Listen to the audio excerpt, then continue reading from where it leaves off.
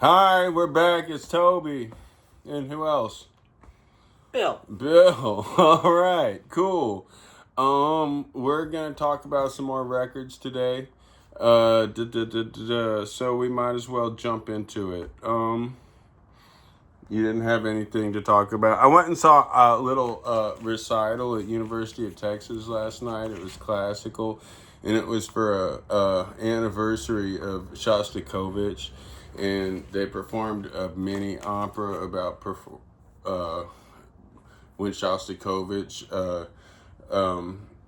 had to appear before a Stalin committee board, and the formalities of that. And I gotta say, as nerdy and unfun as that sounds, I really enjoyed the shit out of it. It's free as a Bates Concert Hall. So that's really the only musical thing I've done besides work on some yard work shows and the single that's coming out. So Bill has an art show coming up. March 1st. And where is it? Burnett Go-To. And who is it with? Tim Kerr. Oh, wow. We'll totally want to go to that. That sounds fucking great. So, anyway. Our meeting about it is tomorrow, so more details later. Yeah, try to crash that. Figure out when and where. I bet you can figure out where. 4 o'clock tomorrow. Yeah, then you'll really be in the know. Show up at the organizational meeting. All right. So, we have 3 records we're going to talk about, and they look like this. And we're going to go in alphabetical order. Oh, I got to keep that. That's important. So we'll talk about that second. We're going to go a little out of order. So, but we are going to start at the beginning of the alphabet with a reissue of the Au Pairs album from 1981, Playing with a Different Sex. And we both have a copy of this here. I'll grab mine, or yours. Anyway, oh my God. I'm pretty sure we both feel the same way about this record. So I knew Au Pairs pretty exclusively from the movie Erg Music War, where they performed the song from this album, Come Again. And that's pretty much what I knew, because this album was on a tiny label that I made some notes. They're over here. And the label was called Human Records, that it came out in 1981. And this is just a record that once I listened to it, I can't believe that this hasn't been in my life the whole time, because it's right up my alley of things I like to listen to. And it's like a old friend that, I wish I'd been in my life the whole time. This is on my fucking Desert Island top 10 currently. Like, I can't believe how much I love this album. If you like Gang of 4 Entertainment, there is no way you're not gonna like this album, as far as I'm concerned. Songs that are free. Is that Gang of 4 as well? Yeah. Oh, okay, yeah. Same year. Dude, because I would take this to the Desert Island over Entertainment, and I'll tell you why, because I've heard Entertainment 10 million times, right?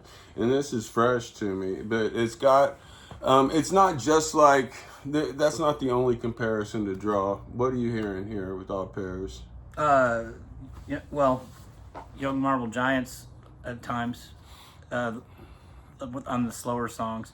I'm was not turned on to it amongst my cool friends back then in the 80s. I really wish I was, but that's the best part about being a music fan, is discovering stuff that's been there around your whole life. And so this is actually a newish record for me. I never bought it.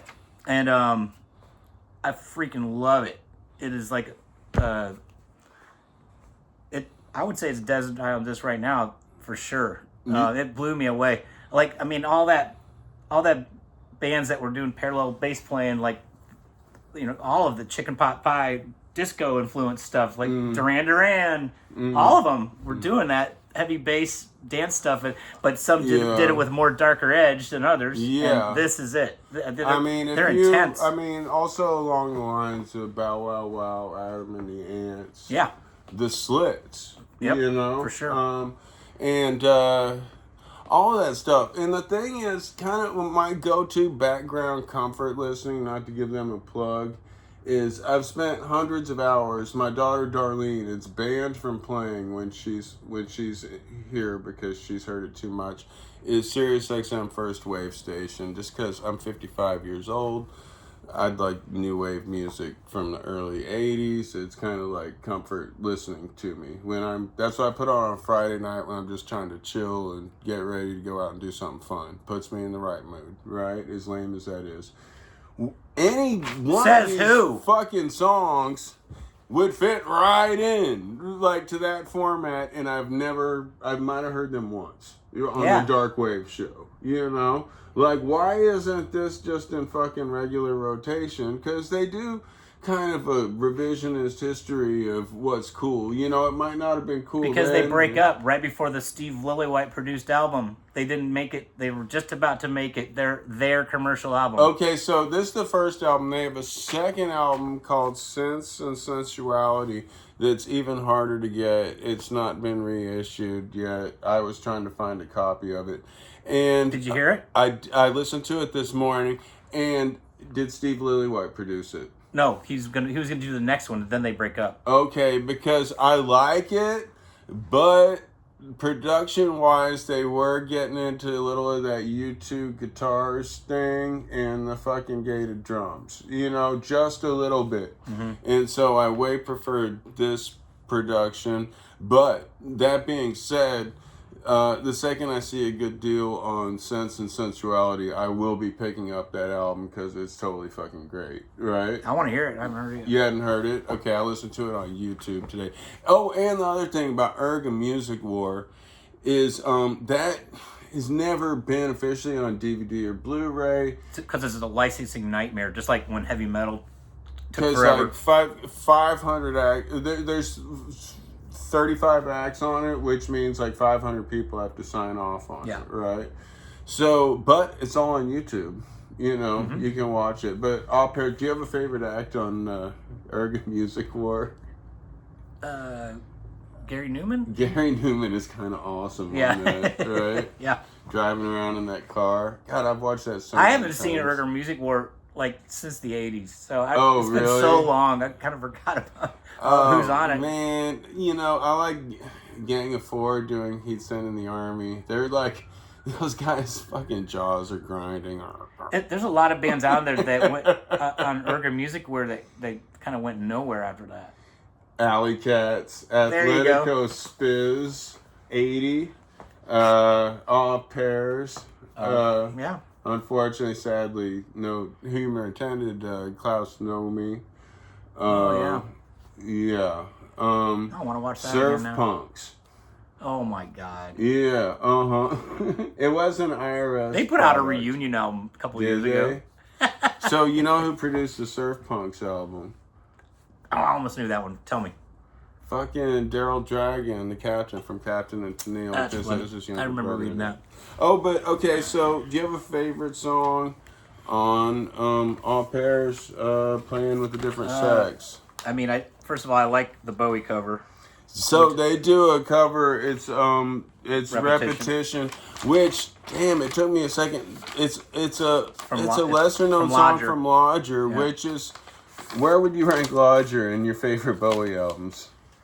I'm gonna put it like second or third at this point. It was right up there. So I've been a massive Bowie fan since I was in 6th grade, and my first favorite Bowie album was Ziggy Stardust, right? And over the years, my favorite Bowie album has changed maybe like 8 times, right? But right now, my favorite is Station to Station. Well, it's also, you know, what you get when you're a kid. My first Bowie record was Changes 2. So imagine having that album memorized before listening to Ziggy. Oh, yeah. No, there was a cassette-only comp called Fame and Fashion. I remember that. I had that. So that's even like sub. There's a lot to be said, a whole another subject about comps, informable. When you're listening to it first, like you memorize that. That's why, like, Bob Marley Legend has such staying power. You know, like I always say, My favorite album. yeah. No. Are you a reggae fan or are you a Legend fan? Yeah, right. But if people have those comps memorized, and when they get reissued, you know, people will buy them because of that. Just they like the playlist. Can you think of any bands that you would say stick with the greatest hits album? Like, don't do a deep dive on the albums. Well, and you're not that type of fan. The most obvious is Elton John. Elton John for sure. They had the worst deep cuts. Okay. I was just talking about the other night. You might curse me for my pick, but Stranglers. Stranglers have killer singles, and okay. I mean, I like the deep cuts, but I think their singles are just outstanding. This might be just me, but I'm gonna say the. They have a greatest hits comp. I'm just gonna say go with the singles. You know what I mean? Because they have great singles. You know what I mean? Like you don't like any of them. Not really. You don't like anything from like Soul Mining or? No, I kind of like that. Okay. Oh, okay. And with the first album, I kind of like. I thought that guy was a little obnoxious to me. Yeah. Okay. Don't get me started on D. That's cool. I have nothing against him. It's just never set it on fire for me. No, but yeah, I'd be like stick with the singles. Yeah. So anyway, we got way off track. Oh yeah, what's your favorite song on this? Oh man. Oh, last week I kept talking behind the record like this, so you couldn't hear me. I did notice that. I do watch this shit. I mean, it starts off. The first song is killer. We're so cool. The lyrics are great. Okay. So who do you think she sounds like? So okay. Basically, we've got Leslie on Leslie Woods on guitar and vocals. Paul Fode on vocals and guitar. Jane Monroe on bass and Pete Hammond on drums. Everyone's a badass. Fucking Paul Fode on guitar. Yeah. Goddamn. Sometimes he channels in that fucking Robert Fripp playing on Talking Heads. Fear of Music. Mm-hmm. Dude, if you like Fear of Music, you're gonna like this album. You know. So that he does some of that on We're So Cool. Now the second song, Love Song, to me, the band that really got me into punk rock was the Big Boys, right? And it's got the same riff as my favorite Big Boys song, which is Prison off Fun Fun Fun, which forever I thought was called Gang Rape because they never actually say prison in the song. Oh. But it's like bum bum bum bum bum bum bum bum bum bum bum, and this came out like 81, and that was like 82, you know. But parallel thinking. Yeah, parallel thing. We were just talking about that before we went on the air. It happens all the time, but as a bass player, the slippery slope with Chicken Pot Pie. Some of it's good, and like they're close to Chicken Pot Pie, but what's Flea compared to that? Oh, way more. You know what I mean? Like, I mean, I guess the UK Chicken Pot Pie is very UK sounding. There's a difference. It's just it's totally got that like minimalist edgy funk groove, you know? Yeah. Which I love. Gang of Four, yeah. And then the Big Boys that was one of the elements of their sound that really got me into it, you know? And so Love Song. I don't see these guys ever hearing Big Boys. No, they never heard it, but that's the bands I'm hearing when I go back and listen to this, you know. But yeah, shit, a lot of those UK bands that were going on at the time. But I'm saying listen to Love Song and then listen to Prison by Big Boys, okay? Yeah, like a lot of the bands at the same time, the bass player was the star. Like even ABC's first album, that bass is just all over it. And like Duran Duran's first album. Dude, you know who's... Okay, my favorite bass players from the New Wave era, in British bass players... is Level 42. No. I mean, that guy's awesome. Yeah. He's awesome. Yeah. I'm not going to talk shit. But not an influence, not right?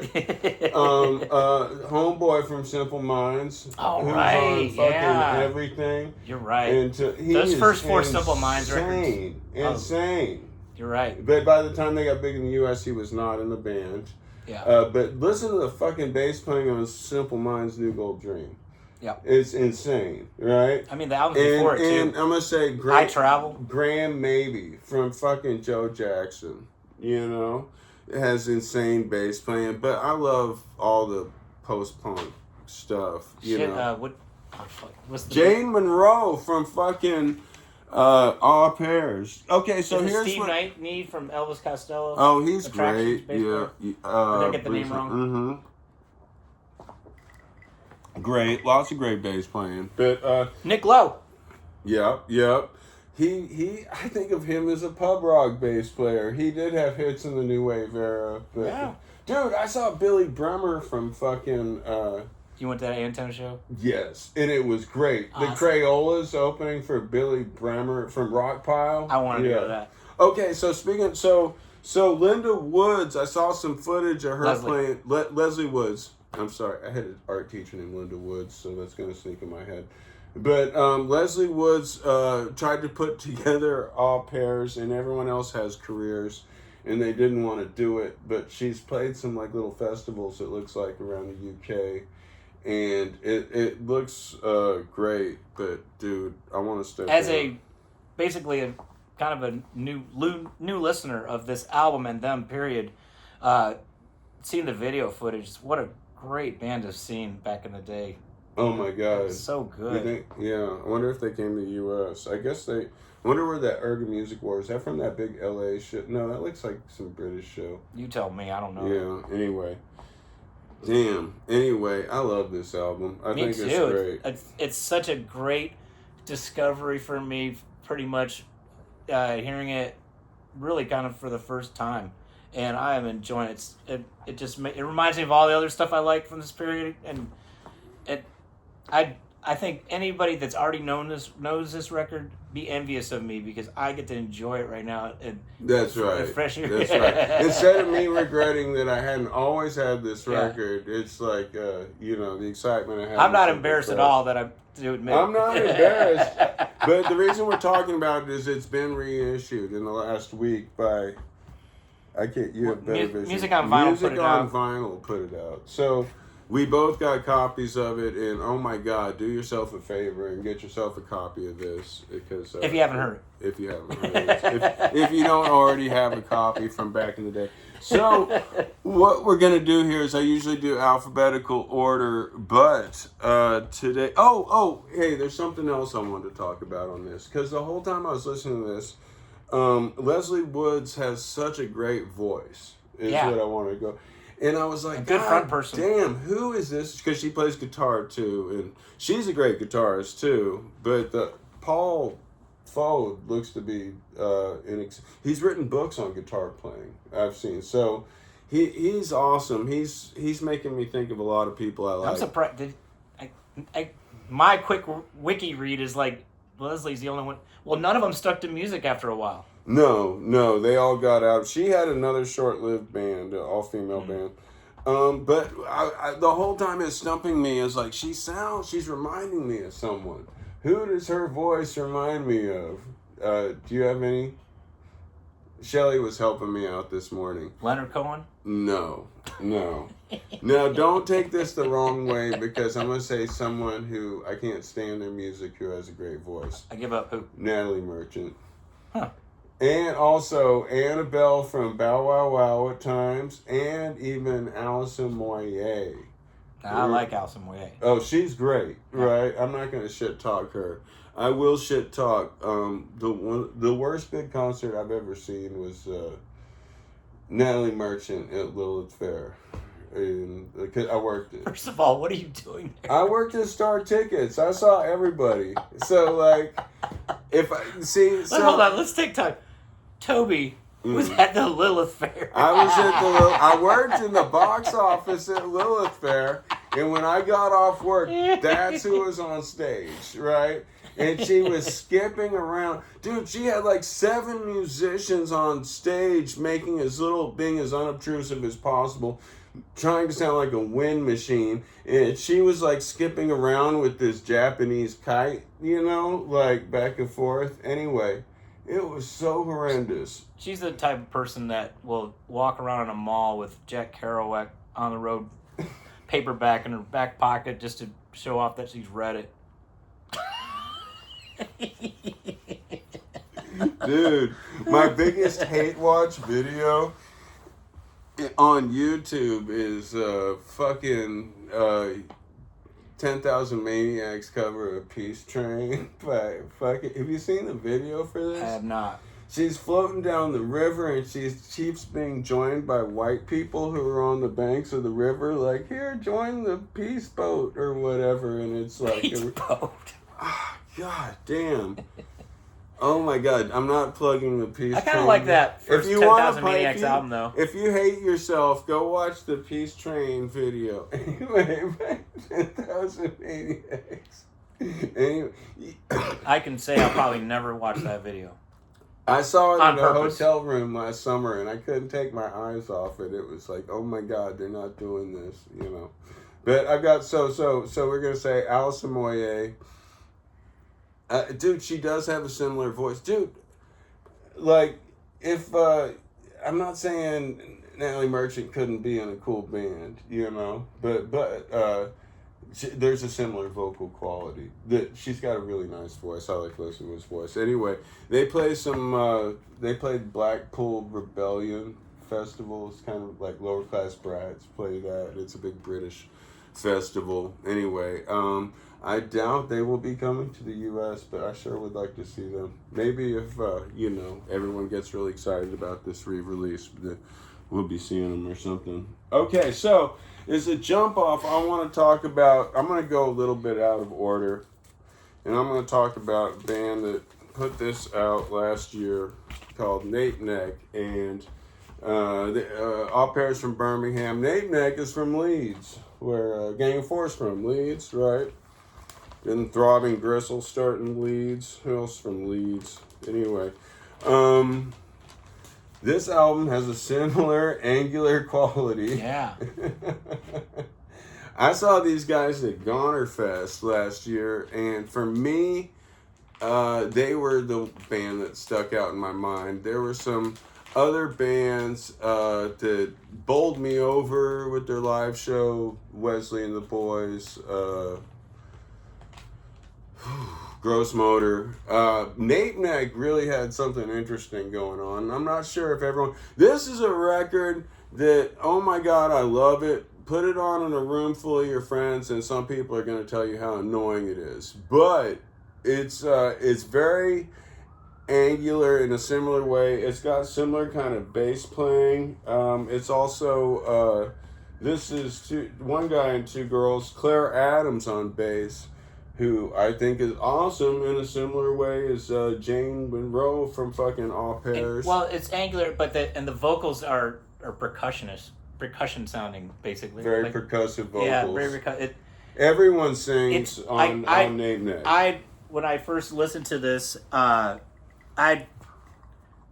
had no idea about the band, and I couldn't tell the difference of, like, the vocals. All sounded like male voices at first. I think probably the percussionist style sing. And then I saw a video of them at Goner Fest.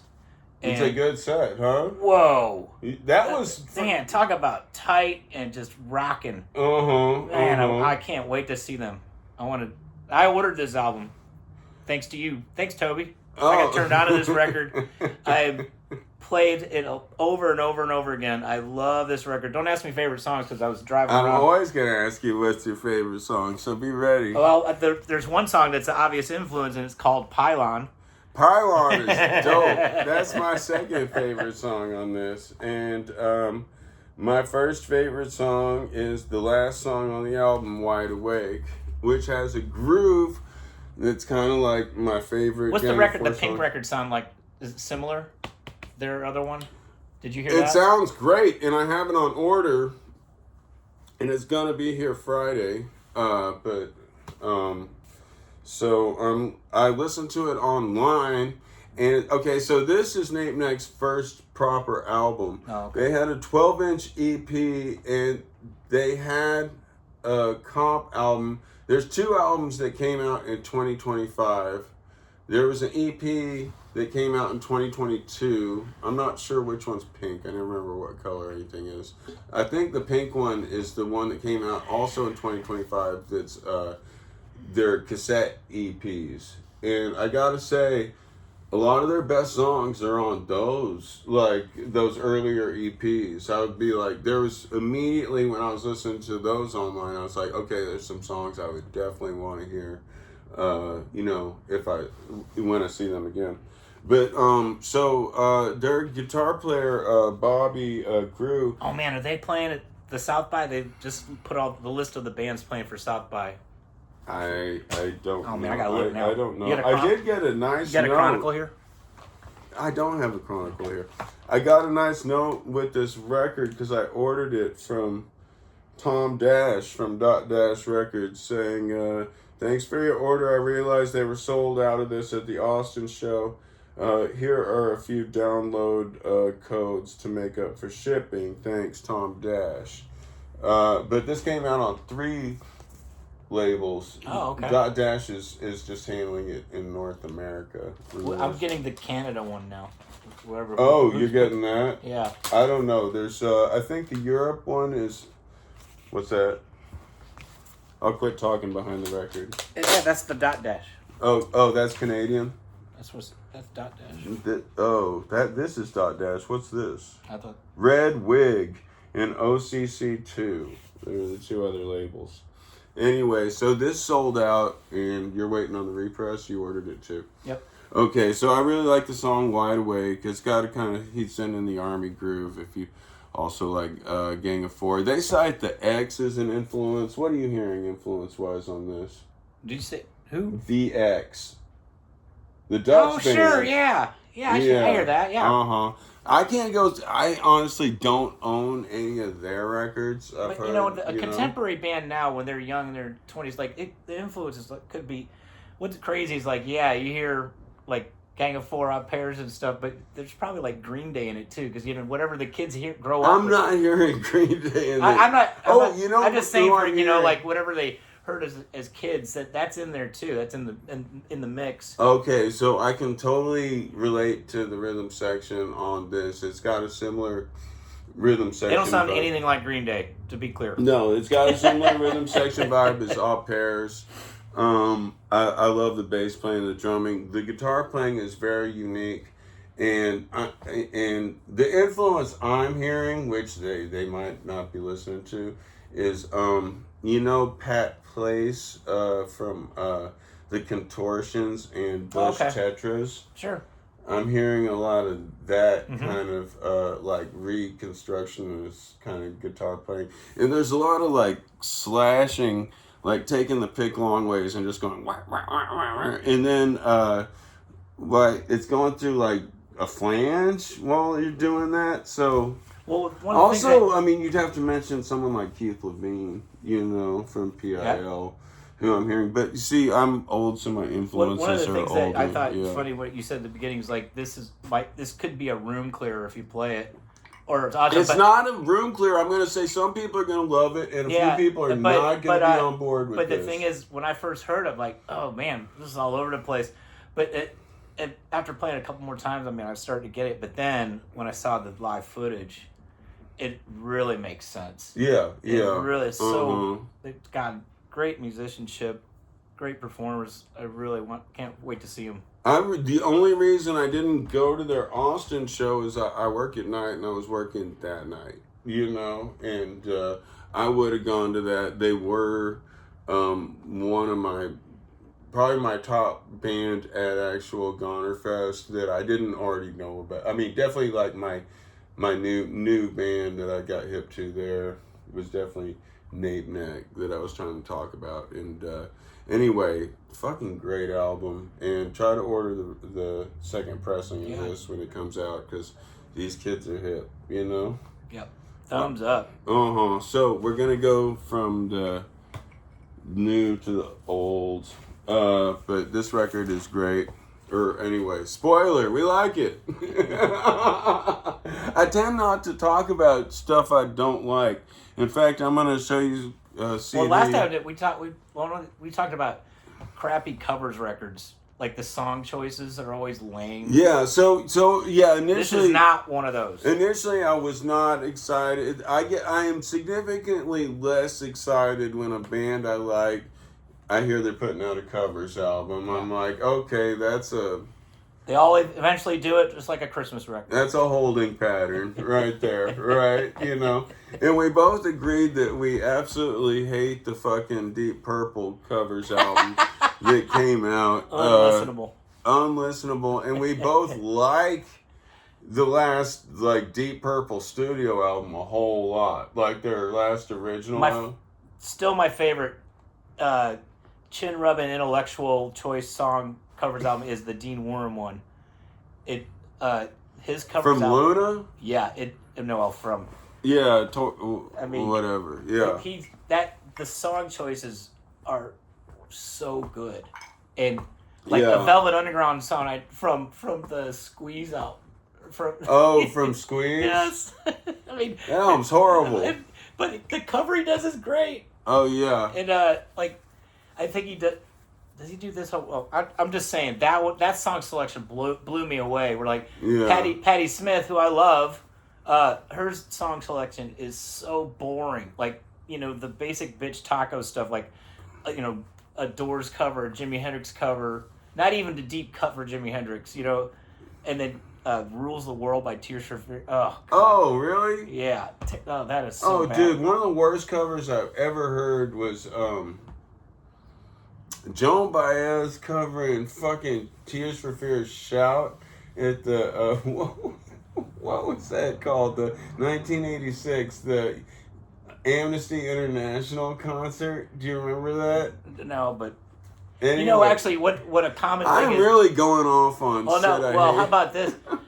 Like, whenever a box set comes out from a legend band, they'll do the last 5 CD disc set. Yeah. They'll do everything they've had in the past, like, say, the Hollies box set. Yeah. They'll do all the 60s stuff, and then they'll do some contemporary, and then they have a cover of Purple Rain. And it's just so dated. No. But there's a lot of bands that there's a lot of situations like that where they cover a contemporary song and then years later it's like, oh my God, it's so cringe.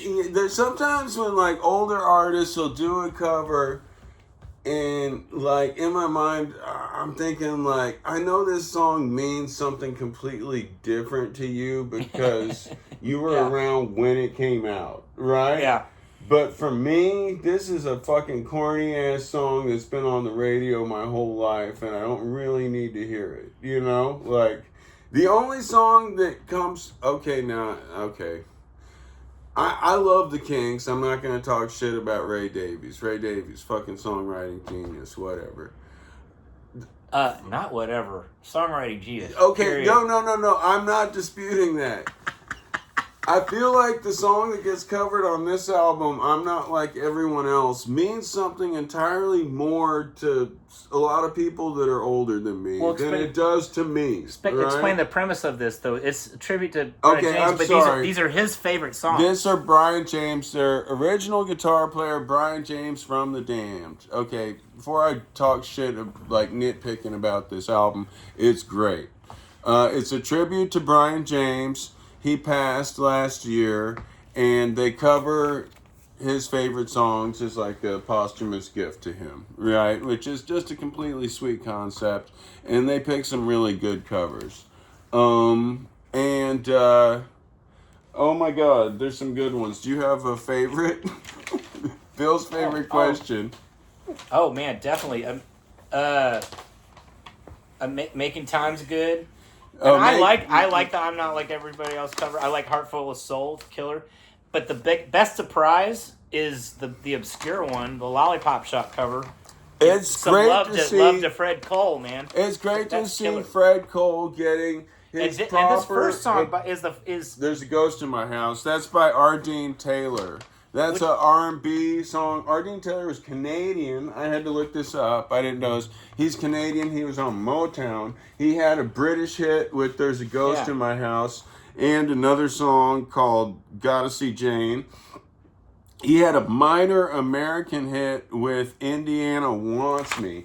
And if you type in that song, it'll sound vaguely familiar from This gets played every blue moon on the oldies, right? Yeah. You know?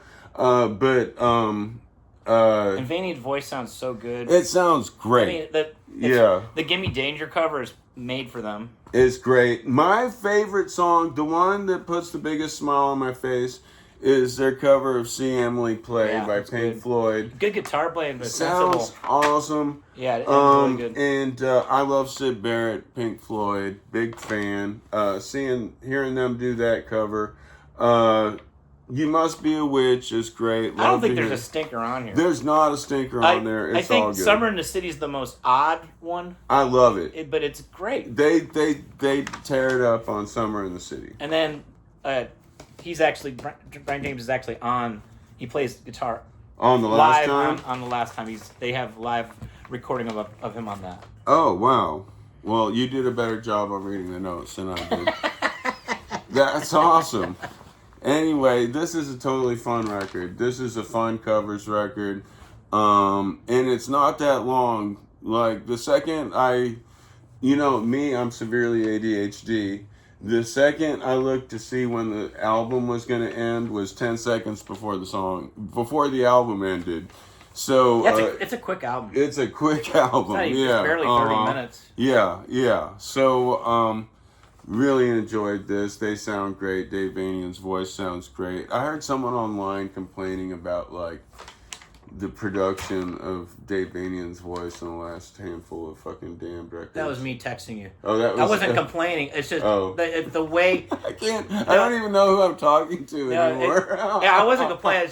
It's just weird. I was like, man, the way it's isolated. It's very late 20s sounding, I guess, because the way they do vocals now. Yeah. And it just took me aback. But after like the second or third listen, I didn't care. It's like. The playing is great. The vocals are great. Everything. I love it. Great record. All right. So I'm going to jump off. There were some things we couldn't talk about because they're not streaming. But in terms of the older, I'm going to talk about some older British punk bands that I ordered some CD box sets of. And one of them is Paul Gray, who's such an exceptional bass player who plays bass on this. So we got Paul Gray, I'm going to go back. Paul Gray, Rat Scabies, Captain Sensible, Dave Vanian. How much more classic do you want? And on keyboard, Monty Oxymoron. Isn't this the first one Scabies is on in a long time? I'm not sure. Studio-wise? What did you think of their last studio album, Darkadelic? Did you listen to it? I didn't listen to it.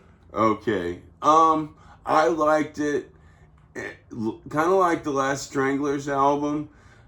I liked it, and everyone else seemed one notch more excited about it than I was. Fair enough. So I should go back and listen to it. There sure are a lot of albums that I'm two notches more excited about than everyone else, I want to hear all those later records. Yeah, I don't really, there's a point where there's a lot of damned albums I haven't heard. They've kept going to their credit. I have friends that are bigger damn fans than I, and they like, the average consensus is they like the later albums. So who else has Paul Gray played bass with? Killing Joke. Killing Joke. He also, Paul Gray, played bass in UFO in 1986. There you go. And do you know what I have a box set of that I believe might be his original band, but it's the first one I have, is Eddie and the Hot Rods. Paul Gray. I didn't know he's in that. Yeah, cool. So, later or he's an original player? He's definitely on their second album, Life on the Line. Okay. On the credits. Kind of like how Andy Summers was in the Animals. No, I mean, there he is. No, yeah, Andy Summers. No, Paul Gray was in Eddie and the Hot Rods. There he is, right here. I didn't know that. Yeah, so he's totally contemporaries with these guys. So, what's it called? Helen of Oi. Has put out a lot of box sets recently of some bands that are like British bands that put out a bunch of albums that like kind of passed me by. And lately, that's what I've been listening to just on my own. I'm like, oh my God, so many of these albums are so fucking good. I tried. the Boys is not streaming, but man, I've never really heard them before. Okay. And I really enjoyed it. It's some good stuff. So we were gonna. The only reason we didn't review this is that there was no streaming version. I couldn't find But it. Helen I of couldn't buy Void it just either. put out this boys singles collection. Is this Helen Away kind of a mail order thing? I mean, I didn't even see that. I don't want to say the name of the company. Oh, okay. Dude, fucking, I'm gonna be Do straight not with talk y'all. about it. Yeah, the big crime company that I Oh. said I dumped last week. They're not. It's like that relationship that won't end. They're just acting like I was in a bad mood last week, and they're not hearing it. They're like, he didn't just break up with us, did he? And so I've got to break up with them again. It's like that Seinfeld episode. You got to rock. You just got to the hint to your loved ones something that you want, and then they get it. No. Here's what it is you can't have anything on order when you cancel your subscription, right? Oh, right.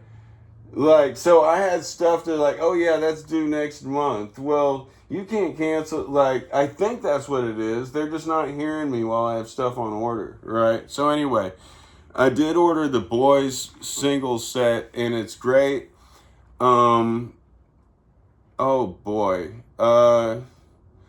Okay, one of my musical goals for this year is I always get the two bands I get confused, and I'm not the only other person. One's Dutch, one's British, but they're from the same time, are the Boys and the Kids. They have very similar names. And I saw the Kids at Gonerfest a few years back. Is there any members of the bands that went on to do anything? No, some of the guys in the Boys were in the band London SS with Mick Jones. Oh, okay. Before the Clash. Okay. Yeah. But the Boys got back together, okay? So their singles are great. And What's the Yobs? the Yobs is the Boys. Every year they would put out a Christmas single as the Yobs. And they would cover songs like Silent Night. And when you listen to it, you'll realize, oh shit, Silent Night's the same chords as Blitzkrieg Bop, or whatever, let's just play it. So I would go, you probably heard the song the first time. Okay, so when I saw the Kids, the DJ played the first time, and in my head I was like, dude, that's bad form, like mixing in the band that's about to play right before their set, but I was wrong. That was the Boys, not the Kids. Yeah, I always get... So one of my goals for 2026 is by the end of this year, you'll be able to play a song by either one of those bands, and I will be, oh, that's the Kids, that's the Boys. I'll be able to identify it. But I can now because I know the Boys, because I really enjoyed this. The song everyone knows, covered by the Devil Dogs, is The First Time, which kind of is a girl dad. The older I get, gives me the ick. But my favorite song is Kamikaze, which is a single from 1982. And because I enjoyed this so much, I ordered this, which is the Boys on Safari box set, which has their second two albums. Okay. And some bonus stuff and the Yob stuff. Anyway, there's some good stuff on here. It doesn't have their first album. My favorite song on this is Kamikaze. My least favorite song is, the Boys got back together in 2017 and put out a single and toured China and this shit. Okay, so they've got a song, their reunion single is called I'm a Believer. And when I saw it, I was like, God, I hope that's not a Monkees cover. And then Neil Diamond. Neil Diamond, yes.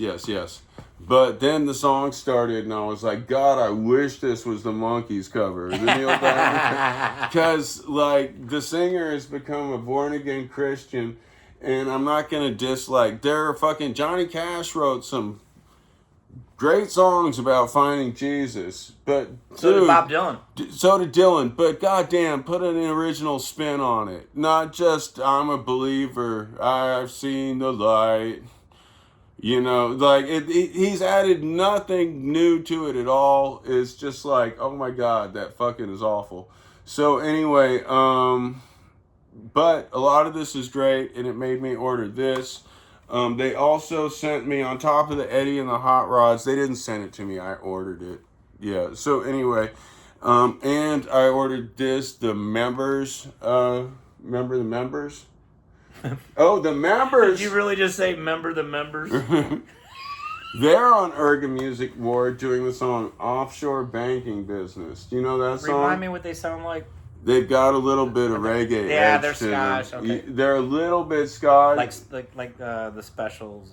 They're not as ska as the Specials. Oh, okay. They've got some straight up like kind of pub rocky glam punk songs, and then they go into some reggae beats at times, kind of along the lines of what the Clash would do. Okay. For Americans, Offshore Banking Business was not a hit. That was a UK hit. When the band broke up in 1982, at the time they broke up, they had a song in medium rotation on MTV called "I'm in Love with the Working Girl." Do you remember this song? Anyway, I don't remember the members. Totally catchy song. Not on this, I believe. And like they broke up right as they were getting any kind of recognition in the U.S. But all this stuff is very listenable. At the Chelsea, Not a really good sell. No, it's totally great. Okay. I totally like. For me, this is like some of this like easy listening I want to hear. music. I'm curious. I've also been lining to. I ordered this like a year ago. The first 5 UK subs. Another albums band you I'm can not get. familiar with. Dude, and all I the- should be. They're around forever. It's just the one main guy who's always in it, right? Yeah, but not this. Their first 5 albums, right? All of them are totally fucking like you can put them on and rock out to them. You know, like it's not repetitive at all.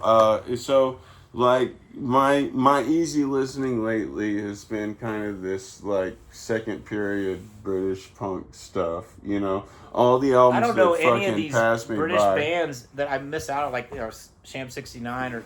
Yeah. I've never heard any of those kind of like. I didn't have a circle of friends that listen to that stuff. I didn't either, and it's kind of been that fun new discovery for me. Like how great fucking all these, you know, every fucking UK subs album is. And I even bought. Didn't he put out an album for every alphabet? That's his deal. I think that all the last, you know. He was middle aged when that band started. Charlie Harper. Yeah. Yeah. So I bought an album I saw like in New York last year. That like might be their most recent album. Totally fine. Like I was like, I put this on anytime, you know. Like there's certain bands like the Yeah, I mean he's the Poison guy. Idea. Like He's the guy that's the original member. This is like, you know, late 70s and with a bunch of 20-year-olds. Yeah. I mean, some of those dudes right before Rancid started were touring with UK subs, or right around that time. I'm going to be talking about less metal than I used to talk about with Sean. I've been listening to less metal, and I'm so bummed out. You've changed. It's not that I listen to some metal on my own. I got it like lately. I've still bought some metal albums, and one of them that I bought is the new Creator album, and it's tight. If you like Creator, their last I've been following Creator since I mean I've known about them since early on. They're German. German metal band. Yeah. All their albums are pretty fucking like if you like Creator, but they're fine. This one I feel their last couple albums, each one's taken a small step towards the mainstream, you know, but I gotta say, whatever, Crushers the World, it's okay. Yeah, anyway, that's pretty much all I want to say about it. I'll probably put it on this next week at least once, but then it'll probably be filed away. But I do own like fucking 9 Creator albums, you know. Go listen to Enemy of God or Phantom Antichrist. Well, they're Creator. Someone who's never albums. listened to Creator before. What's the gateway? Oh, their early stuff. Endless. What's it called? Endless Hate. But don't. For me, it's a production thing. I like their later albums. For me, I would go listen to like Phantom Antichrist or Enemy of God, which are like both albums. And remember what else we were originally going to talk about? We got a couple more minutes. Is this box set? Oh yeah. And this actually, I don't know what the deal is with this, because when you look it up, it came out in 2014. But all my favorite distros are currently selling this, right? The Velvet Underground box set. It's Sundays. Sundays always have wacky distribution things. Sunday's the okay. So, yeah, because I looked it up. It said 2014, but it's featured on like Goner, Green Noise. You're seeing it at Waterloo, probably, right? Anyway, this box set, Velvet Underground and mono. Totally enjoyed this, right? This is the Bible. Yeah. So, it might surprise you when I say there's 5 albums. You're like, what you think they're going to be and what they are. Now, you're totally going to expect this one, right? Which now has a pink banana, right? Yep. Velvet Underground and Nico is fucking obvious choice. It's got the photo again of the guy that sued him. Oh. When it first got pressed, he wanted money for it, so they had to get rid of the record and then put it out without him on it. Oh. And so I guess he's back on. He's one of the factory guys. Oh yeah, the Exploding Plastic Inevitable.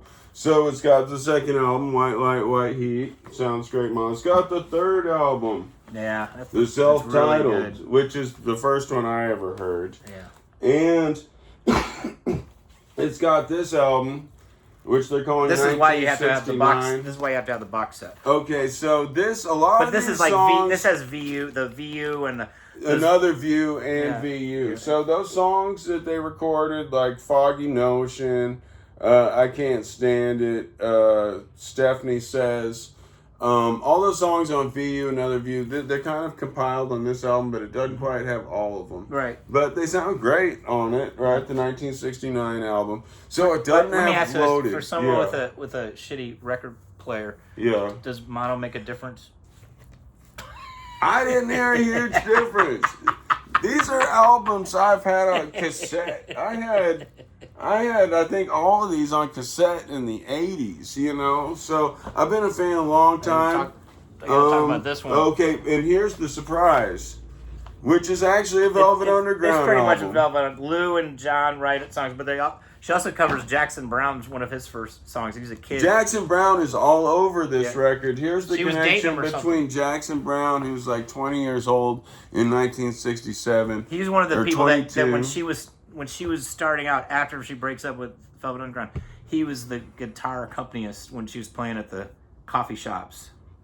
Oh, yeah. Okay, well, I heard that when he was like 20, he put out like a double album that was just like an industry album that was distributed within the industry trying to get people to cover the songs.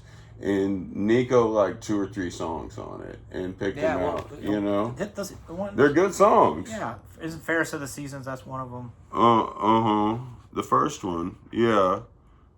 There's a few. Anyway. But the Lou and the Lou Reed songs on there are good. John Cale, Lou Reed, and Sterling Morrison. Only Maureen Tucker doesn't play on this. It's got a glossy, like Nico MGM disowned kind of. Yeah, she does not. She did not like the production, specifically the flutes on this. It's got strings. It's got flutes. It's a great album. It's very misleading album. It's not droney. This is not a good gateway for a Nico album. It's not droney in the least like the rest of Nico's catalog. But I'd never really listened to this record, and you kind of got to have it as a Velvet Underground fan. Sure. You totally... I like it.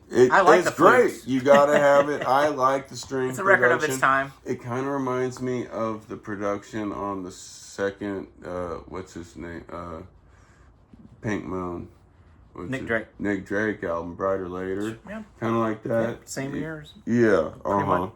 Okay, so Well, now Nick Drake's a couple years later, but yeah. Yeah. Same thing. Yeah. Same trip. Okay, so anyway, I think that's it for us today.